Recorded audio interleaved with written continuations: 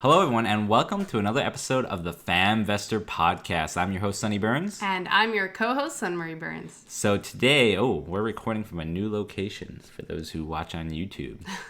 Anyway, today we're talking about a very important topic, something I get asked quite a bit, even on the Choose 5 podcast. They were really curious about it. But the question is, how did I start a Roth IRA for my child at the age of 0? And so each of my kids now have Roth IRAs. I just created a Roth IRA for my 6-month-old just 5 minutes ago. And it's very simple. My first 2 kids, I have Roth IRAs through Vanguard. My last kid, I just did it through Fidelity. There's a number of different brokerages you can use. Usually recommended for custodial accounts. You need a custodial account. Anyway, we're going to go into this in the episode. Before we get started there, I guess we just want to share about a great weekend we were just coming out of. We had a vacation up in Ithaca, New York. We stayed at the Finger Lakes region, about 3.5 hours from New York City. We really had a great time. If you go to my YouTube channel, youtube.com/FamVestor, I posted a video about everything we did. We stayed at Robert Treatment State Park, stayed at Toganock State Park, and just had a great time. And these are pretty cheap campgrounds. And anywhere you go, any national campground, state campground, it's usually around $30 a night. And you just have a great time. And we had an amazing trip with a very low budget. Very low, yeah. And honestly, our kids said it was their second favorite trip of all the trips they can recall. And we've had some pretty awesome trips. Yeah. I'm surprised this one trumped it, but it was pretty amazing. The waterfalls. We were swimming every day in water holes. It's a beautiful area. If you haven't been there, highly recommend checking it out. It's a wonderful place to visit. We found this natural water slide through some smooth stone ravines. It was pretty cool. Yeah. And just going through gorges, and it's a unique experience. You almost feel like you have to fly somewhere extraordinary to go to something so special. Yeah. Yeah. It's really a beautiful natural experience. And I highly recommend it. It's not overly commercialized. It's really great. Yeah, we just drove, and it was 3.5 hours, but definitely worth it. We took 4 days. I thought that was a good amount of time. There's vineyards there. We did blueberry picking, which was really cool. Yeah, we just made jam today. Our first batch of jam, blueberry jam that we've attempted making. And tasted really good. It is cooling right now. I guess tomorrow we'll see if it set properly. Yeah. Anyway, kids really enjoyed the whole thing. Watch the video. I think it's well worth it. And take the trip if you can. Definitely an awesome experience. Yeah. So, with that, I think it's time to get to the show. You're listening to the FamVestor Podcast. If you're looking to raise your family with intention, gain financial independence, and live a life of true freedom, you're in the right place. Join us as we explore together how to create thriving families, because strong families are the cornerstone for a world at peace. So, as we mentioned earlier, we want to talk in today's episode about creating a Roth IRA for your kids. The first question I think we should start with actually is, what is a Roth IRA? Because there are probably a lot of parents and people who don't really know. They've heard the term thrown around, but they really don't know what it is and what makes it different from any other kind of an investment account. Right. So actually, if you go to famvestor.com/Roth, I do have a post on starting your Roth IRA. And everything we talk about today, we're gearing towards your kids. But really, if you're over 18, you should have a Roth IRA for sure. And everything pretty much applies. Just the magic really happens with anything investing. The longer you're doing it, the better. So if you can get your 0-year-old to start investing, that growth is just so much more spectacular. Like my 20 or 30 years ahead of when most people start thinking about investing. And that huge chunk of time makes exponential difference in your savings rate over the years. Right. Yeah, so what is an IRA? An IRA is an individual retirement account. There's 2 types. There's traditional and there's Roth. I almost always recommend Roth just because there's so much more advantages to Roth. But retirement accounts, So retirement accounts are good. They're supposed to be used, after you're 59 and a half and you're retired. You can start withdrawing from them, which makes you think like 59 and a half. Why do I have to worry about that? I don't want to lock away money for that. But listen, because it's not like that. You're not really locking this money away. You can access it, and that's what the beauty of the Roth is. Traditional, you are locking it away more, but the Roth, there's a lot of advantages. Anyway, so it's traditionally for retirement. And, you can contribute up to $6,000 a year towards this account. You can't do more than that. They restrict you to this amount. And it's just a way to have extra money. Maybe you have a 401k through your work or something like that. But this is a separate vehicle that you can pay towards and have funds after you retire. And you can pull from and live your life as if you still had an income coming in. So why set it up for your children at a young age? Okay, so so I guess you could just give your kids like a checking account or savings account, and they can maybe get at best 1% interest or maybe 2% through like a high yield savings account, like an Ally account.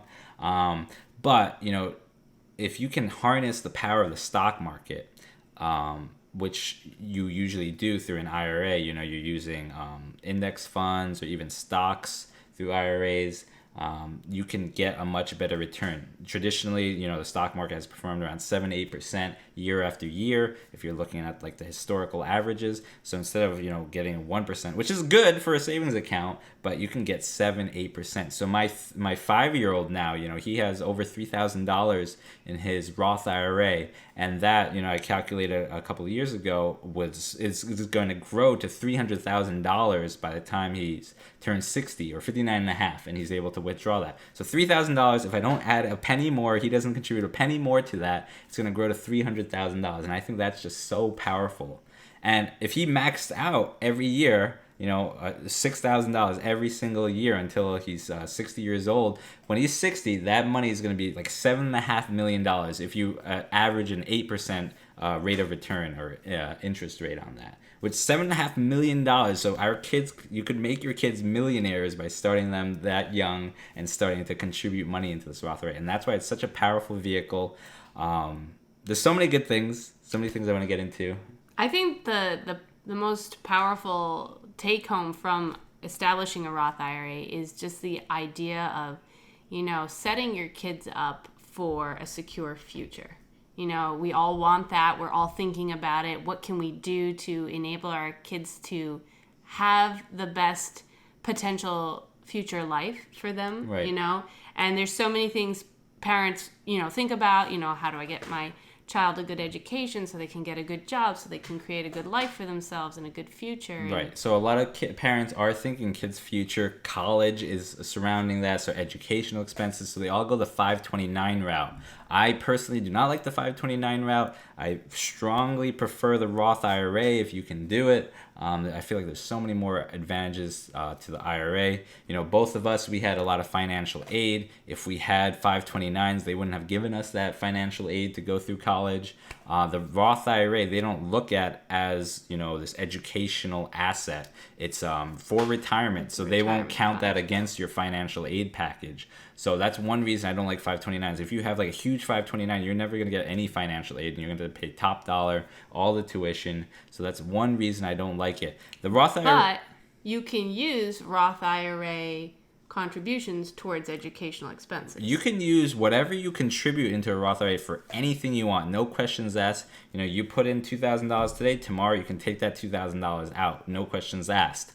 What you cannot take out is if by some miracle you put in $2,000 today and it grew to $3,000 tomorrow, you cannot take that $1,000 of growth. You can only take in what you put in. So you can only take out that $2,000. That $1,000 that it grew to has to remain in there. If you take it out, you get large penalties. A 10% penalty, and you got to pay taxes on it. So it's just not worth it to take out that gain. But you can take out that contribution. So you're not truly locking it away till you're retired. Forever. Right. It's still accessible. Whatever you had to begin with, you still have. You're not losing it. It's still there if you need to tap into it, which hopefully you don't. But if you need to, you can. Yeah, so when we were like saving for our first house purchase, we were accumulating all this money, and instead of like sitting in a checking or savings account, I'm like, I want this money doing something for me. So we were maxing out a retirement account, $6,000 every year, or it was $5,500 back then, and just trying to max that out so that it would grow 8% each year and grow.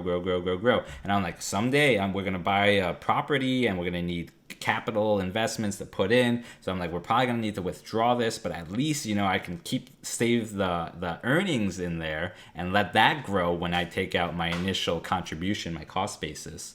So that was my plan. Luckily, we didn't have to dig into that. We had enough in our checking account to kind of pay down the down payment and things like that.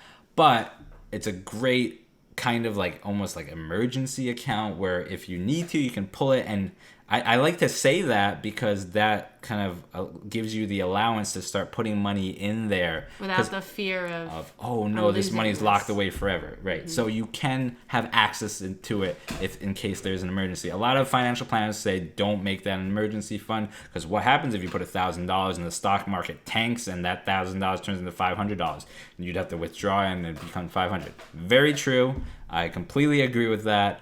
You shouldn't rely on it or think that you're going to use it regularly. But I say, if you have your emergency fund already set up and you're pretty comfortable, you can start contributing to that Roth IRA and know that if you have bigger plans in the future, you want to start a business, you want to buy a rental property, something like that, you can access those funds. And it's a great place to park your money, let it grow, and then pull it out when you need it.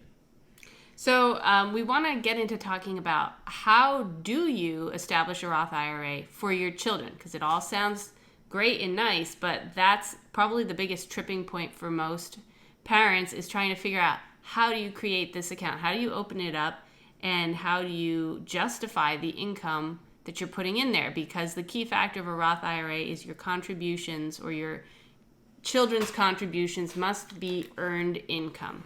And how do you make earned income for a 2-year-old, a 3-year-old, a 4-year-old? Typically children don't start working until they're 16, so if you want to start younger than that, how do you go about doing that? Right. So yeah, that's the big deal. Like whenever I hear people talking about 529, I'm like, don't do 529, do a Roth IRA. But they're all like, well, my 2-year-old doesn't have earned income. How do I start a Roth IRA?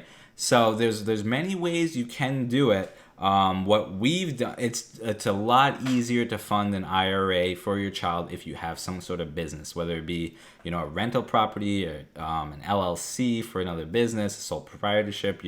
We've funded him via our Amazon pacifier business. We use his photo, sucking a pacifier baby, and, I paid him for his photo. For product promotion. Right. Even today, you go to Amazon.com, you search our pacifier, you can find his photo there. We have rental properties where we use him as a baby model. I had my CPA sign off on it, logged his hours. So it's very important to track the hours they're putting in and how much you're paying them and what the task was. So we just have a spreadsheet that says date, task, earnings. And that's how we record. And if the IRS ever audits us and says, how did your 0-year-old make, $500 his first year? We'll say, okay, this is what he did. This was the dates he did it at. And that's the proof. That's really all you need. You don't need to have a W-2 for them. You don't need to do a tax return for them. All you need is some kind of a log saying what they earned, because it has to be earned income. So as they grow older, they could do snow shoveling, they could do lawn care for other people. They could do babysitting. There's all sorts of doors open up. They can actually get a legitimate job at 13 years old working as a cashier at McDonald's or something. But once they're younger, the kind of things that they can do get smaller. Baby modeling is a big one, so I use their photos on my blog posts all the time, and I usually pay them like $100 per blog post that I use their image for. We got our 5-year-old now rolling quarters. We have a coin-operated laundry machine. So he assists us with that side of our business. Right. So every time he wraps a $10 roll of quarters, we pay him 1 quarter. So that we all log that income, and then that goes straight to the Roth IRA to fund it. Another thing is if he does his own little business, like he runs his own lemonade stand, we can document his expenses, what he did, and then what he earned through the business. That's another way that you can count earned income, or perhaps you pet sit or go dog walking, whatever your children might do. Right. So it gets easier once they get a little older, but again, like the key is starting it as early as possible, because then you get all those years of growth, all those years of compounding.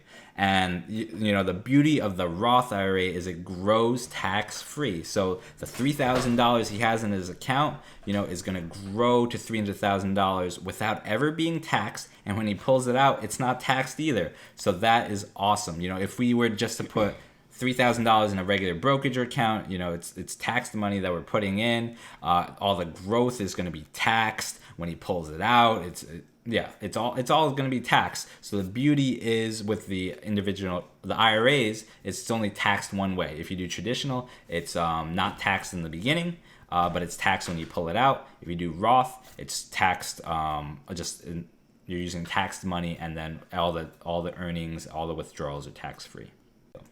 So the next question is, all right, my child is going to have their own account. How do we set up an account? Because a child cannot be investing in the stock market. He can't have a brokerage account. So how do you go about doing that? Yeah. Any child who's under 18 will need a custodial account. So the parent will have to be the custodian, but have the account in the child's name.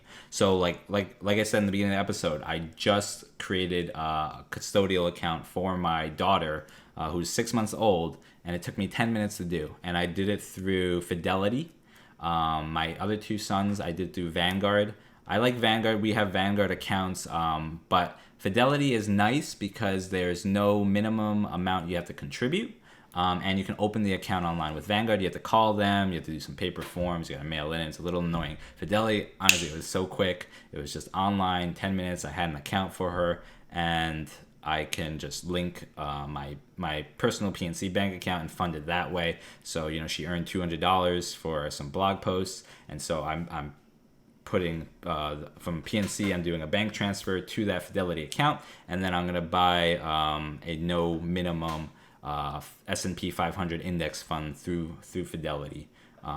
S&P 500 is like the top 500 companies, and it's like an average index of that. So as the U.S. stock market does well, that'll go up, and you know, that'll grow hopefully around the 7 to 8% mark that it has historically been able to achieve. So now, as a custodian of the account, let's say that you're not super fluent with the stock market and investing. Does it take a lot of proactive investment in picking your index funds and so forth?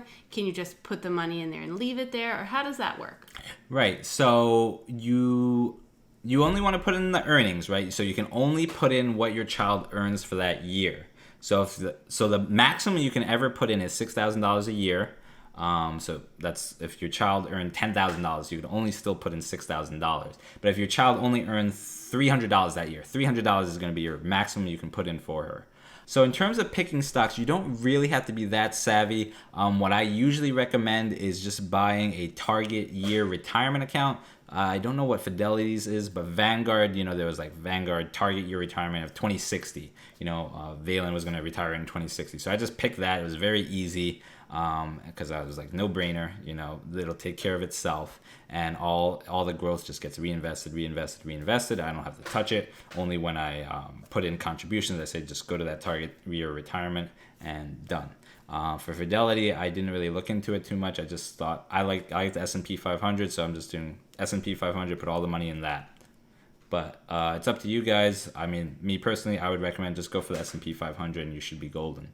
So you can be as passive or as active. You could pick like you like Tesla stock. You can put all the money into Tesla if you want. Ford, Toyota, Netflix, Apple, Amazon, Google, whatever you want. But oftentimes it's recommended to stick with the target retirement year investment. Yeah, I recommend sticking with some kind of index fund, because if Netflix tanks because Hulu, you know, outsells them, then your all your eggs are in one basket. But if you pick the S&P 500, you have 500 of the top companies in America. You have a little piece of Apple, you have a little piece of Google, maybe Tesla's even in there.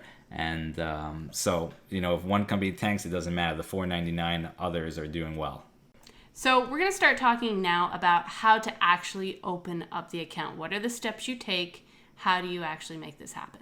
Right. So I'm going to put a link to the Fidelity website for Roth IRA for kids, and that'll show you exactly. And like I said, it took me 10 minutes to do. You need your child's social security number, your own social security number, their birthday, your address, and that's pretty much it. You don't need to upload any driver's license or anything like that, and you can create the account. And then to fund it, you should have like a checkbook and have your account number and routing number, and that's probably the easiest way to fund it. And then, it'll probably take 2 to 3 days for those funds to go through, and then you pick your stock or your index fund, and that's really about it. It's very simple. It'll take you under 10 minutes to do. Just click the link in the description or the show notes.